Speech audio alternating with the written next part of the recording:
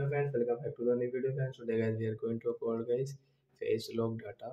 How can we delete in our realme phone friends? You want to delete your face lock data. So guys, how can you delete it in this video friends? I am going to show you friends. So before starting video friends, I want to tell you guys, if you need my channel, so friends, first of all go and subscribe my channel, click the bell icon and like my video friends. So guys, now let's start the video. First of all guys, open your phone setting.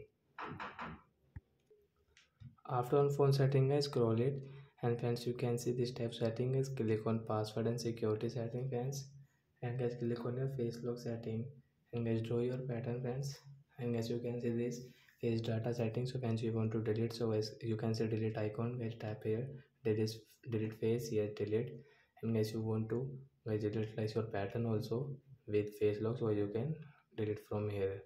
So like that guys, you can delete your face lock in your realme phone. So that's it guys, thanks for watching the video guys, we will meet on next video. Bye bye friends.